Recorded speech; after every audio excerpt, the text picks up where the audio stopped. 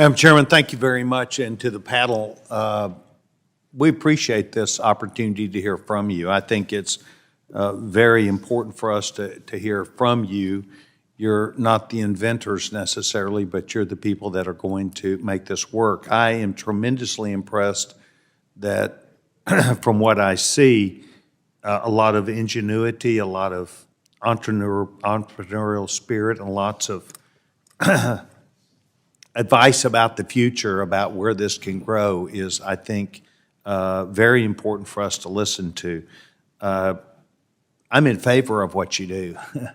I'm not sure I want to go as far as you do on robustness of how much oversight you really want, because I think that in your perhaps infancy, perhaps in your modeling, what makes you better is what you are, and I respect that. The question I would ask, and I don't know which one of you to ask this, so I would just say we're always interested in a traditional financial model of identifying risk. What is a risk? We get very little into value, but a lot into risk. And so I would ask you that the value of much of this could be compared to stocks, IPOs when they first come out. They might come out and be worth this amount of money, and 1 year later they're worth a lesser amount of money.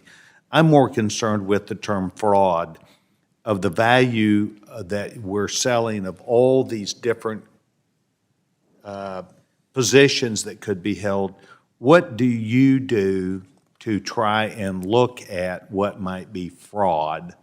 I know there's been openness about, a lot of discussion about how you allow information to be freely gleaned, you do these things, but is there an investigation or an understanding about what might be risky even though you accept it, or fraud?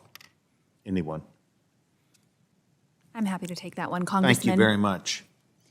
So I want to share a little bit. This is specific to the Coinbase platform. So on the Coinbase platform, we have various tools. One, in onboarding, as we've talked about, we do KYC, but also in when we onboard our assets. So we offer, as I mentioned, over 100 assets for trading on our platform. We have a robust assessment of each of those assets. We're looking at it for legal risks. Do we think it has the contours of a federal security? We do not list securities on our platform. 2, we're looking at it for compliance reasons. Is this a scam? Are there real people behind those? Right. Are people behind them on the OFAC list? We don't want to list that token. So we're doing a full compliance review of the founders of the coin, the developers on the project, and then we're looking at it from a security risk. Can we safely secure and store this on our platform, or is there underlying technology risk that would be rising to a hack? So one way we look at fraud is when we list an asset to make sure it's not a fraudulent asset. 2, through our market rules, we do have traditional exchange rules for looking for spoofing, for wash trading, for all sorts of market manipulation on our platform, that we have third-party tools as well as employees that came from former regulators or from traditional financial services that do 24/7 monitoring. Much like Mr. Bankman-Fried responded to the risk models, we do compliance monitoring on a 24/7 basis. We also then monitor the blockchains. One of the wonderful things about this technology is the transparency. And so we can look for transaction activity, look for patterns on the blockchain, and then we partner with law enforcement. We file SARs, and we have traditional approaches, much like you would see in finance, but the transparency really changes what we can do here. I think that's a key, at least to me. If you knew anything about the Medicare system, you have Medicare providers, and we have probably 18% fraud. In that system, that is a federal system that's been well understood.